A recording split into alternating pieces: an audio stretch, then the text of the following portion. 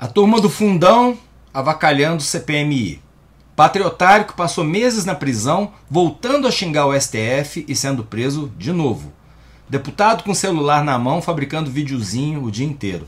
O que a gente está vivendo no mundo, e aqui no Brasil com a força de uma tempestade perfeita, é uma mistura de oportunismo, burrice e manipulação que fanatiza pessoas comuns. Salve galera, eu sou Maurício Ricardo e quero falar sobre 3 temas diferentes, mas relacionados um ao outro. Antes disso, só faço aquele pedido de sempre. Se você não é inscrito no canal, inscreva-se. Inscrito antigo ou novo, ative o sininho para saber quando tem vídeo. Deixe um like agora ou um dislike, no final do vídeo você troca um pelo outro, se for o caso. E comente, realmente eu tenho orgulho da pluralidade da seção de comentários desse canal. Então, o empresário Marcos Soares Moreira chegou a ser preso como um dos golpistas envolvidos no 8 de janeiro. Puxou cana até maio, saiu com uma tornozeleira eletrônica. Uma das condições para aguardar o julgamento em liberdade era não usar mídias sociais, mas ele descumpriu essa condição e foi preso de novo. Aqui eu vou tentar ver os dois lados, para a gente tentar entender a mente do cara. Do lado de quem luta pelo Estado Democrático de Direito e entende que aquilo que aconteceu entre as eleições e o 8 de janeiro é um absurdo, ele é um criminoso, reincidente, ele voltou às redes para dizer que os meses que ele ficou preso, pelas minhas contas 4 meses, acabaram com a vida dele, que tanto faz ficar dentro ou fora da prisão, Alexandre de Moraes e Rosa Weber seriam bandidos e vagabundos, e ainda ameaçou dizendo, sua hora vai chegar. Olha, o mundo está cada vez mais viciado em mídias sociais. O brasileiro é o segundo país que passa mais tempo na frente de uma tela. É mais da metade das horas que a gente passa acordado. 56% para ser mais exato. Se você dorme 8 horas por dia, a gente está falando de quase 9 horas no celular ou vendo Netflix. Só perdemos para a África do Sul, onde a média é 58%. É um exagero, isso está gerando uma legião de pessoas ansiosas e deprimidas, mas a gente está vivendo um momento de transição. Eu falo nas minhas palestras, inclusive eu aproveito para agradecer o carinho com que fui recebido semana passada em Paracatu, na 3ª edição do evento Educação e Tecnologia. Foi muito bom. E o que eu quero dizer com momento de transição é que toda vez que aparece uma tecnologia muito impactante, é preciso um tempo para a gente avaliar as vantagens e os prejuízos. Na Revolução Industrial, no século XVIII, valia tudo para o emprego. Criança trabalhava, adulto não tinha folga, nem no fim de semana. As jornadas diárias de trabalho eram absurdamente longas. Foi preciso sangue, suor e lágrimas para que a sociedade se adaptasse àquele novo mundo urbano, industrializado. E a luta continua, agora inclusive incorporando as mudanças propostas pelos aplicativos que a gente carrega no celular o dia inteiro e tanto usa. Daí a discussão em torno da precarização das condições de trabalho através desses aplicativos que podem ser abusivos e que pertencem a empresas bilionárias. O mundo está buscando alternativas. E até para realizar estudos sérios sobre o comportamento humano é preciso tempo. Por isso, voltando ao caso em questão, eu não vou dizer que o que leva o Marcos Moreira a voltar a xingar o STF e voltar para a cadeia é heroísmo. Ele está cegamente se sacrificando por uma causa. É oportunismo. Ele acha que pode tirar algum ganho pessoal dessa experiência como um influenciador digital, por exemplo. Fanatismo. Ele realmente acredita que está salvando o Brasil e que o herói é o capitão golpista. Eu sei que vai ter gente assistindo esse vídeo e nem todo mundo vai cravar a mesma alternativa, até porque a gente não sabe o que rola na cabeça do cara. Mas dá para dizer uma coisa, com certeza. As mídias sociais incentivam o desrespeito a instituições legalmente constituídas. São instituições perfeitas? Não. Elas estão acima do bem e do mal? Não também. Não podemos criticá-las? Não estão acima do bem e do mal e devemos criticá-las. Então, onde é que está o erro? O erro está no tom, o erro está no ódio, o erro está na falta de observância do que diz a lei. O erro está em postar sem pensar, para ganhar biscoito, ganhar like. Isso é, eu não vou cansar de repetir, um mal do século no planeta. A gente acabou de ver um exemplo dentro do governo Lula. Uma assessora do Ministério da Igualdade Racial publicou no Insta dela discurso de ódio contra paulistas e imigrantes europeus. Foi devidamente demitida, na minha opinião. E era um post estúpido sobre futebol. Não há outra maneira da gente lutar por uma internet com menos ódio e violência passando pano para esse tipo de caso.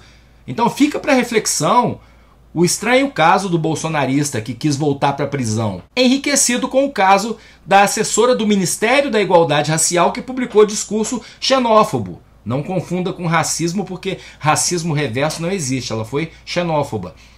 Embora você possa ficar à vontade para discordar de mim também sobre isso. Aí eu te convido para entrar no Congresso comigo e dar uma geral. Nas CPMIs, audiências, discursos de tribuna, as participações dos deputados estão cada dia mais moldadas para recortes em mídia social. Não haveria Nicolas de peruca loira se não fossem as mídias sociais. Aliás, o Nicolas Ferreira não seria o deputado federal mais votado do Brasil sem mídias sociais.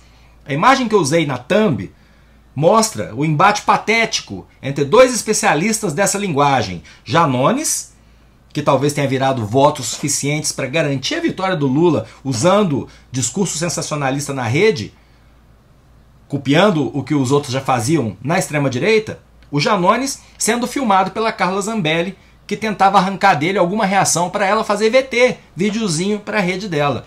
Vista desse ângulo, a imagem é absurda.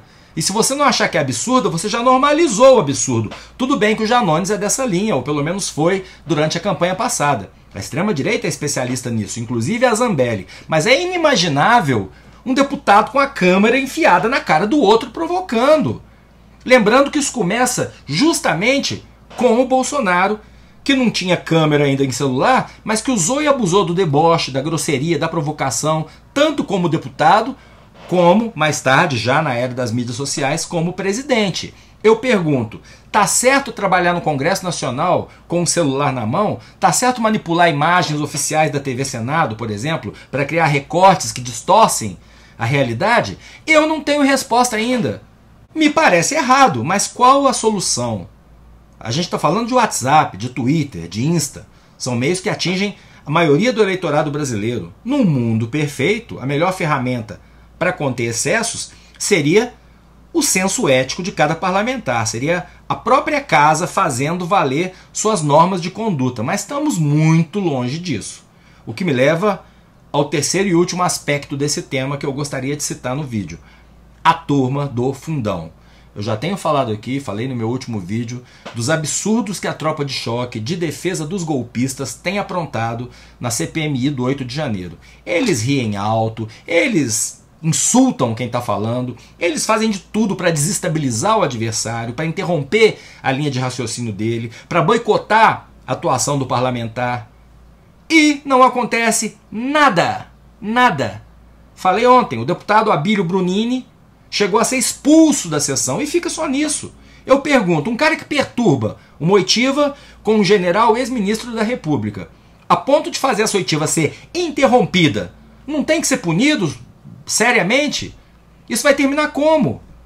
Essa manhã eu ouvi a repórter da Globo News, Marina Francischini, falando que aquilo que a gente ouve pelo áudio da TV Senado não é nada perto do que acontece ao vivo. Os microfones são unidirecionais, eles só pegam a voz de quem está bem perto.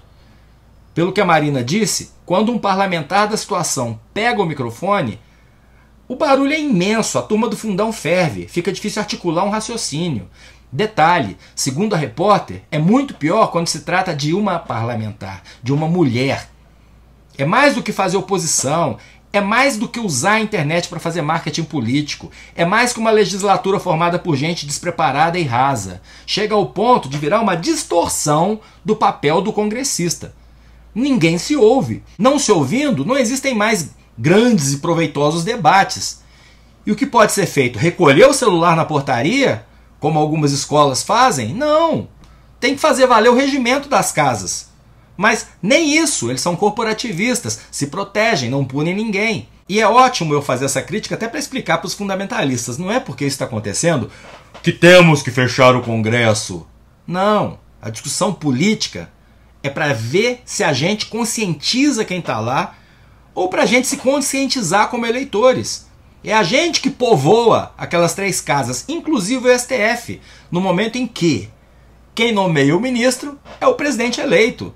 E ano que vem tem eleições municipais, e muitos políticos já estão agindo nos seus cargos e nas redes, visando influenciar diretamente seu voto. É campanha eleitoral antecipada? É. Na era das mídias sociais, a campanha não acaba nunca, o que exige também do TSE uma revisão das regras. É tudo muito novo, é tudo muito poderoso. Isso que eu estou dizendo aqui, falando de política para um público nichado, um público que se identifica com uma linha de pensamento, não existia quando a maioria das leis vigentes foi criada. Em resumo, sei que eu não estou oferecendo saídas aqui, mas é muito importante a gente ter consciência do mundo em que a gente está inserido. Eu sou o Maurício Ricardo, inscreva-se nesse canal, ative o sininho, deixe o like ou o seu dislike, seu comentário, que é sempre muito importante, e lute pela democracia. É o que a gente está fazendo aqui.